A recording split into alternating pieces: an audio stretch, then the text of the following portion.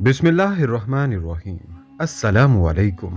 दरवेश टीवी के मुअज़्ज़ज़ ख़वातीन व हज़रात, दिल्ली से दूर रहने वाले एक मुफ़लिस शख्स ने हज़रत निज़ामुद्दीन औलिया रहमतुल्लाह अलैह की गरीब नवाजी और लुत्फ़ व इनायात के बारे में बेशुमार वाक़यात सुने तो वो बेचारा कई दिन का पैदल सफ़र तय करके दिल्ली पहुंचा और हज़रत निज़ामुद्दीन औलिया की बारगाह में हाजिर हुआ।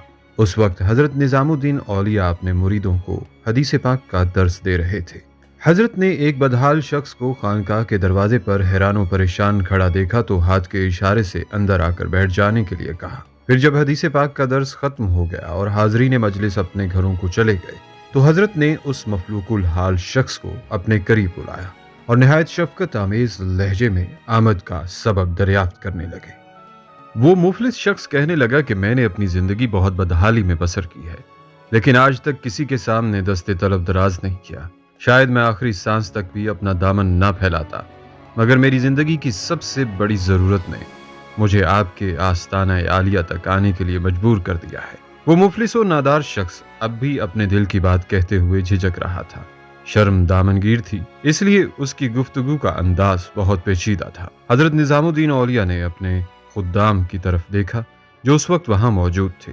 खुदाम उठकर चले गए। अब वहां हजरत निजामुद्दीन औलिया के और उस जरूरतमंद शख्स के सिवा कोई तीसरा फर्द मौजूद नहीं था।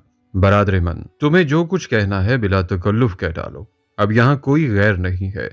मैं तो खुद तुम्हारा अजीज हूँ, मुझे अपना समझ कर वो बात कह दो जो तुम्हारी जुबान तक आते आते अचानक रुक जाती है। पुरसिश हाल के बाद इस अंदाज पर वो शख्स ज़ारो कतार रोने लगा। शेख, मैं एक सैयद ज़ादा हूँ, सारी उम्र मेहनत व मजदूरी में गुजारी, मगर अब 3 बेटियां जवान हो चुकी हैं। कोई अहले गैरत नहीं आता कि मेरी खानदानी शराफत को मयार बनाकर मुझसे रिश्ता जोड़े। सब लोग कीमती जहेज तलब करते हैं और पुरतकल्लुफ दावतों का एहतमाम चाहते हैं।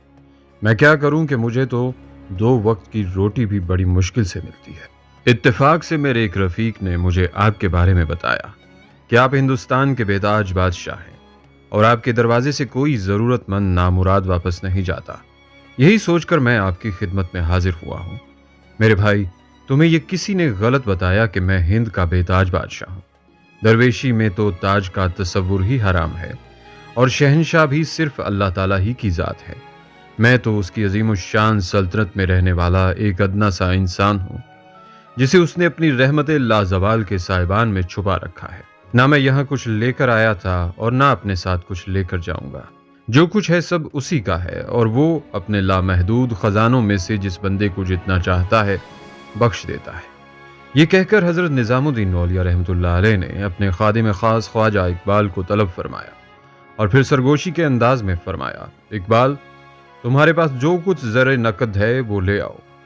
खानकाह में आने वाले तमाम तहाइफ और नजरात ख्वाजा इकबाल की तहवील में रहते थे।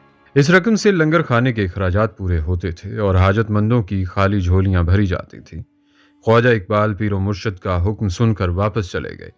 थोड़ी देर बाद वापस आए तो बहुत उदास थे। ख्वाजा इकबाल ने झुके हुए सर के साथ कहा कि आज इत्तफाक से एक दिन का यानी सिक्का भी मौजूद नहीं है। जिस कदर भी रकम थी उससे मतबख का सामान खरीद लिया गया है। हजरत निजामुद्दीन औलिया रहमतुल्लाह अलैह ने ख्वाजा इकबाल को हुक्म देते हुए फरमाया, अब जो भी नज़र या तोहफा आए उसे मेरे पास ले आओ। फिर जब ख्वाजा इकबाल वापस चले गए तो हजरत निजामुद्दीन औलिया ने अपने मेहमान की तसल्ली देते हुए फरमाया, तुम परेशान ना हो, अल्लाह का अरसाज़े आला है और वही दस्तगीरो मुश्किल कुशा है। मुझे इस ज़ात पाक पर यकीन कामिल है कि वो अनकरीब तुम्हारी हाजत रवाई करेगा। इंशाअल्लाह तुम्हारी बच्चियों की शादी हस्बे मंशा हो जाएगी। आज खानकाह में जिस कदर तहाइफ व नजराने आएंगे इन सब पर तुम्हारा हक होगा। हजरत निजामुद्दीन औलिया रहमतुल्लाह अलैह के इस फरमान के बाद अजनबी मेहमान मसरूर व मुतमईन हो गया और बड़े वालेहाना अंदाज में कहने लगा, शेख, दोनों जहां में आपका मर्तबा बुलंद हो। मैंने जैसा सुना था वैसा ही पाया। हजरत निजामुद्दीन औलिया रहमतुल्लाह अलैह ने मेहमान की जुबान से अपनी तारीफ सुनी तो मौजू बदल दिया कि दिल्ली का कोई अमीर नजराना भेजे तो आप रहमतुल्लाह अलैह उस मजबूर बाप की हाजत रवाई कर सकें। अब उसे इत्तफाक ही कहा जा सकता है कि इस दिन एक शख्स भी कोई तोहफा या नजराना लेकर हजरत महबूब इलाही रहमतुल्लाह अलैह की बारगाह में हाजिर नहीं हुआ। ये बड़े तअज्जुब खेज बात थी। جب سے حضرت نظام الدین اولیاء رحمۃ اللہ علیہ پر فتوحات کا دروازہ کھلا تھا، اس روز سے لے کر آج تک کوئی دن ایسا نہیں گزرا تھا کہ خانقاہ میں ہزاروں کی رقم نہ آتی ہو۔ آخر جب رات ہو گئی اور حضرت محبوب الہی رحمۃ اللہ علیہ عشاء کی نماز سے فارغ ہو گئے تو آپ رحمۃ اللہ علیہ نے اجنبی مہمان سے معذرت خواہانہ لہجے میں فرمایا، سید، میں بہت شرمندہ ہوں کہ تمہارا نہایت قیمتی وقت حالت انتظار میں گزر گیا۔ پھر بھی انسان کو صبر کرنا چاہیے کہ صبر ہی سلامتی کا راستہ ہے اور صبر ہی انسان کی نجات ہے۔ تم کل بھی اس فقیر کے مہمان رہو گے، دیکھیں کل پردہ غیب سے کیا ظاہر ہوتا ہے۔ اس کے بعد حضرت نظام الدین اولیاء رحمۃ اللہ علیہ نے خواجہ اقبال رحمۃ اللہ علیہ کو حکم دیا کہ مہمان کے لیے بطور خاص شب بصری کا اہتمام کیا جائے۔ دوسرے دن وہی ضرورت مند انسان صبح سے شام تک حضرت محبوب الہی رحمۃ اللہ علیہ کی خدمت میں حاضر رہا، مگر اتفاق سے اس روز بھی کوئی عقیدت مند نذرانہ لے کر حاضر نہیں ہوا۔ یہ بڑی عجیب صورتحال تھی جسے خانقاہ میں رہنے والے ہر شخص نے پوری شدت کے ساتھ محسوس کیا۔ حسب معمول عشاء کی نماز کے بعد حضرت نظام الدین اولیاء نے اپنے مہمان سے معذرت کرتے ہوئے فرمایا، میرے بھائی، آج کا دن بھی یوں ہی گزر گیا، مگر تم آرزوئے خاطر نہ ہو، ایک دن اور انتظار کر لو، انشاءاللہ کل کوئی نہ کوئی سبیل ضرور پیدا ہو جائے گی۔ مہمان ادب و احترام کے سبب خاموشی سے اٹھ گیا، لیکن اس کا چہرہ بتا رہا تھا کہ وہ اندرونی کرب میں مبتلا ہے۔ حضرت محبوب الہی رحمۃ اللہ علیہ ہر طرح اس کی پذیرائی کر رہے تھے۔ خانقاہ میں قیام کرنے والا ہر شخص سنگی فرش پر سوتا تھا، مگر حضرت نظام الدین اولیاء رحمۃ اللہ علیہ نے مہمان کے لیے پلنگ اور نرم بستر کا انتظام کیا تھا تاکہ ایک عالی نسب سید کی خاطر مدارات میں کوئی کمی نہ رہ جائے، مگر وہ شخص اس ظاہری تواضع سے مطمئن نہیں تھا۔ ایک کثیر رقم اس کی ضرورت تھی اور رقم کے حصول کے آثار دور دور تک نظر نہیں آ رہے تھے۔ پھر جب وہ سید زادہ اپنے بستر پر دراز ہوا تو اس کی نظروں کے سامنے 3 جوان بیٹیوں کے چہرے ابھر آئے۔ سید کے دل میں درد کی ایک ایسی تیز لہر اٹھی اور پھر یہ لہر اس کے پورے وجود پر مسلط ہو گئی۔ تیسرے دن سید زادے نے فجر کی نماز حضرت نظام الدین اولیاء رحمۃ اللہ علیہ کے ساتھ ادا کی۔ پھر آنے والے عقیدت مندوں کے ہجوم میں اضافہ ہوتا گیا، مگر ان میں کوئی ایک شخص بھی نظر یا ہدیہ لے کر نہیں آیا تھا۔ سید زادے کی مایوسی بڑھنے لگی، آنکھوں میں کئی بار عکس شکایت ابھرا، مگر احترام شیخ کے پیش نظر ہونٹوں کو جنبش نہ ہو سکی۔ دن آہستہ آہستہ گزرتا رہا۔ خانقاہ میں حاضری دینے والے عقیدت مندوں کی تعداد بلا مبالغہ ہزاروں تک پہنچ گئی، مگر اسے اتفاق ہی کہا جائے گا کہ نظر یا تحفے کے نام پر مسلسل 3 روز سے 1 درہم یا دینار یا تنکا حضرت محبوب الہی رحمۃ اللہ علیہ کی خدمت میں پیش نہیں کیا گیا۔ یہ صورتحال سید زادے کے لیے بہت فکر انگیز تھی اور خود حضرت نظام الدین اولیاء رحمۃ اللہ علیہ بھی افسردہ نظر آ رہے تھے۔ یہاں تک کہ شام ہو گئی۔ پھر مغرب کی نماز کے بعد حضرت محبوب الہی رحمۃ اللہ علیہ نے سید زادے کو اپنے حجرہ مبارک میں طلب کیا۔ اجنبی مہمان کا خیال تھا کہ شاید دہلی کا کوئی امیر قیمتی نذرانہ لے کر آیا ہوگا اور حضرت نظام الدین اولیاء رحمۃ اللہ علیہ وہی نذرانہ اسے تنہائی میں پیش کرنا چاہتے ہوں گے۔ انہی خوشکن خیالات میں گھرا وہ شخص حضرت محبوب الہی رحمۃ اللہ علیہ کی خلوت میں حاضر ہوا اور دست بستہ بیٹھ گیا۔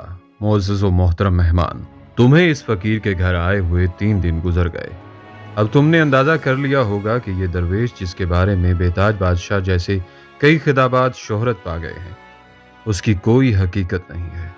میں تو وہی ہوں جو نظر آتا ہوں، مگر لوگ اپنی عقیدت کی آنکھ سے مجھ میں نہ جانے کیا کیا صفات دیکھ لیتے ہیں۔ میں تمہاری ضروریات کی نزاکت اور شدت سے بھی واقف ہوں، مگر کیا کروں کہ آج میرے ہاتھوں میں اتنی فراغی نہیں ہے کہ تمہیں پورے سکون و اطمینان کے ساتھ تمہارے گھر کی جانب روانہ کر سکوں۔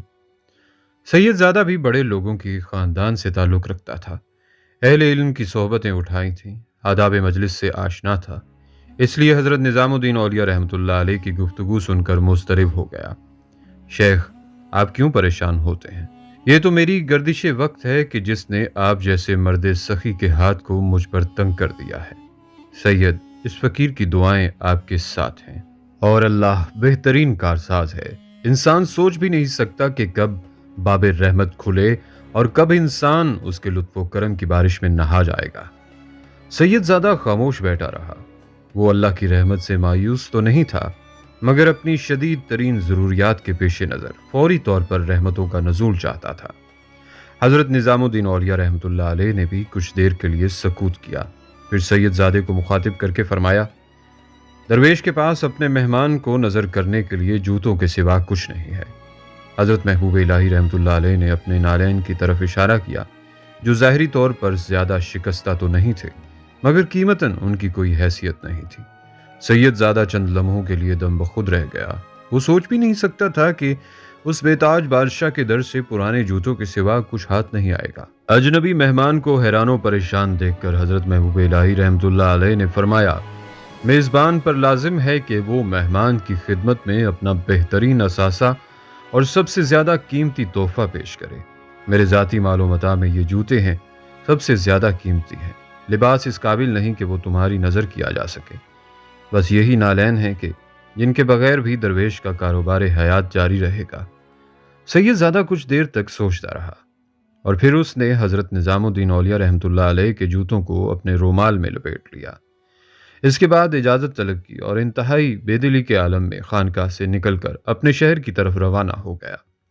سید زادہ راستہ چلتے ہوئے سوچ رہا تھا کہ اگر اہل خانہ اس سے پوچھیں گے تو دہلی سے کیا لایا، تو وہ صاف صاف کہہ دے گا کہ ہند کے بے تاج بادشاہ نے یہ پرانے جوتے اسے تحفے میں دیے ہیں اور یہی جوتے بیٹیوں کی شادی کے معاملات میں اس کی کفالت کریں گے۔ اس شخص کی فکر کا انداز استہزائیہ تھا۔ سید زادے نے یہ سوچ کر جوتے قبول نہیں کیے تھے کہ چمڑے کے ان دو ٹکڑوں سے حضرت محبوب الہی رحمۃ اللہ علیہ کے قدموں کی خوشبو آتی ہے۔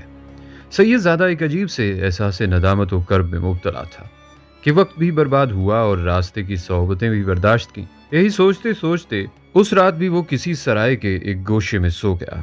جب سید زادہ اپنا سوال لے کر حضرت نظام الدین اولیاء رحمۃ اللہ علیہ کے آستانہ سخاوت و کرم پر حاضر ہوا تھا، اس وقت حضرت امیر خسرو رحمۃ اللہ علیہ سلطان علاء الدین خلجی کے ہمراہ دہلی سے باہر گئے ہوئے تھے۔ بعض مورخین کی روایت ہے کہ بنگال کے سفر میں حضرت امیر خسرو رحمۃ اللہ علیہ سلطان کے ہمراہ تھے۔ روایت میں اختلاف ہو سکتا ہے مگر یہ امر طے شدہ ہے کہ حضرت امیر خسرو رحمۃ اللہ علیہ کسی جنگی مہم کے موقع پر سلطان علاء الدین کے ساتھ تھے۔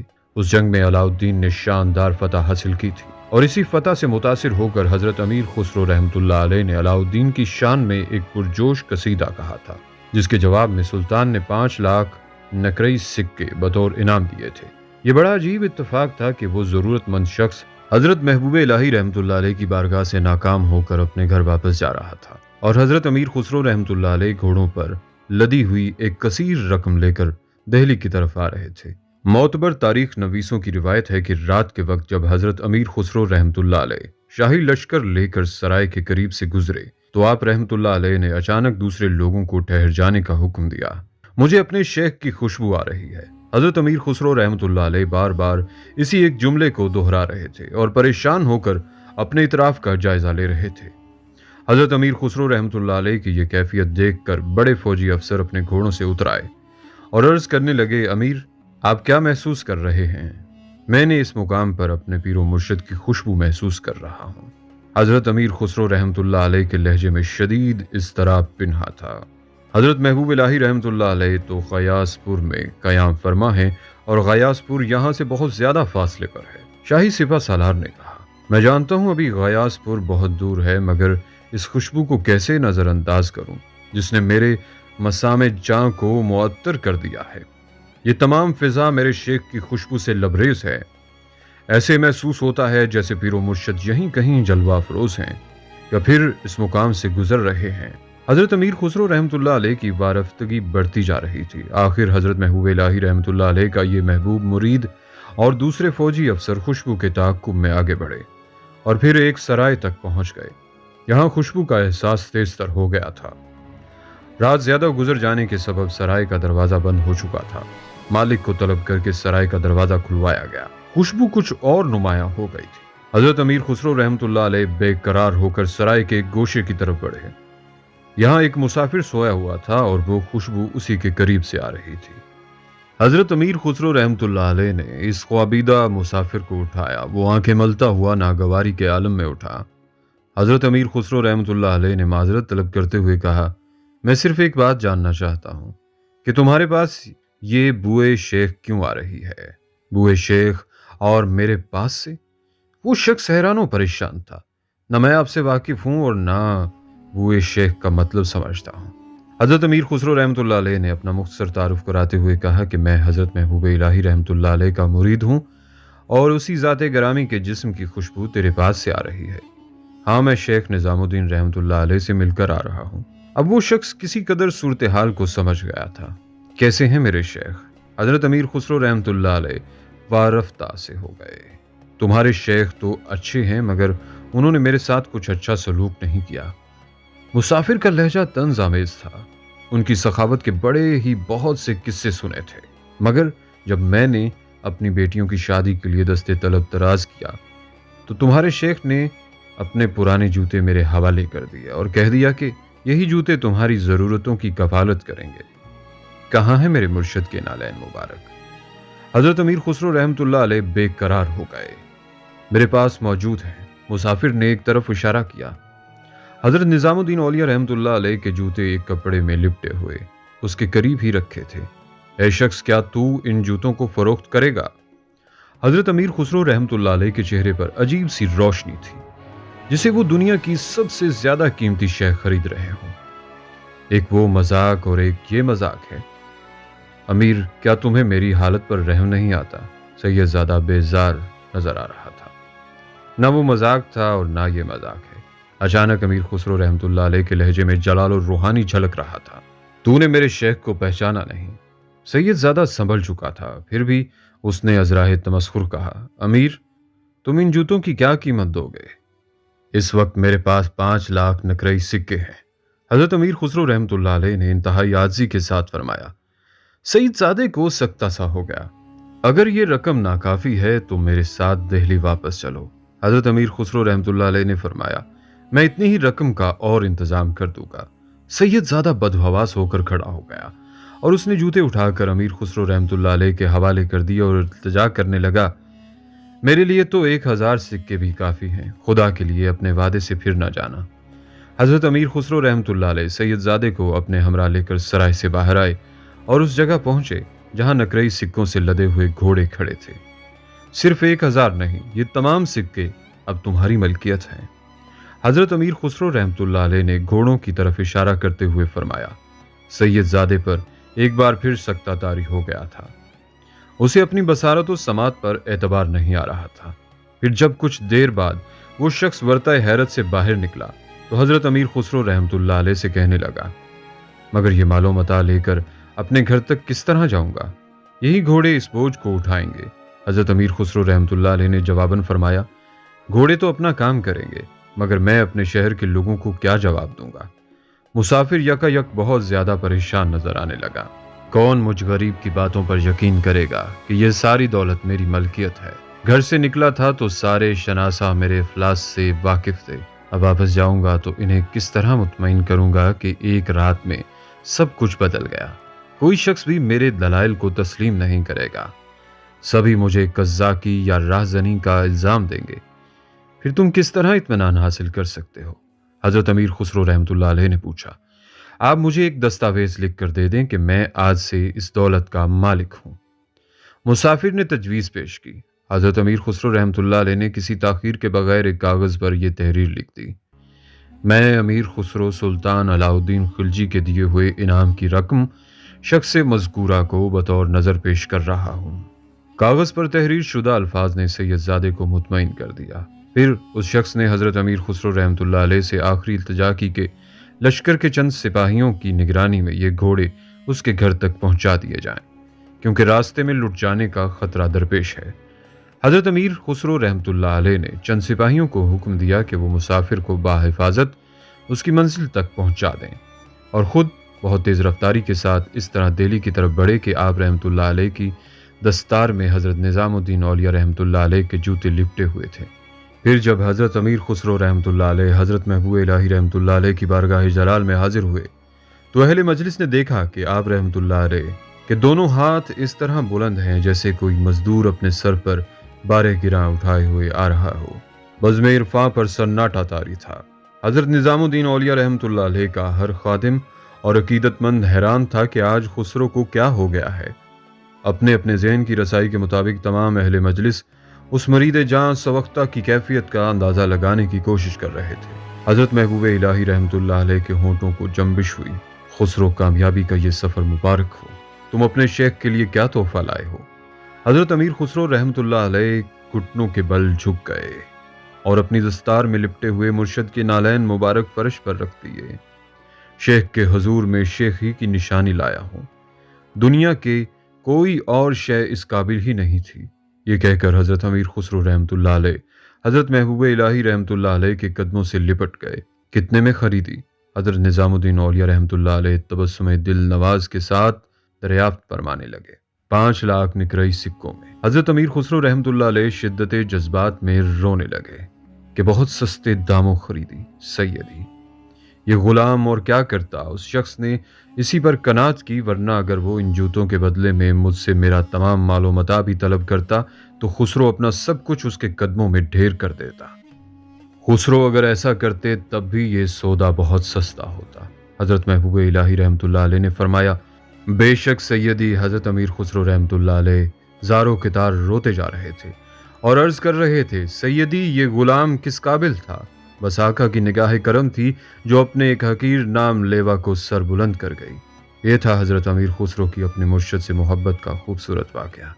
इस वाक़े में हज़रत अमीर खुसरो रहमतुल्लाह अलैह के जज्बा अक़ीदत का अक्स हमें ये दर्स देता है कि अपने बुज़ुर्गों का एहतराम करें।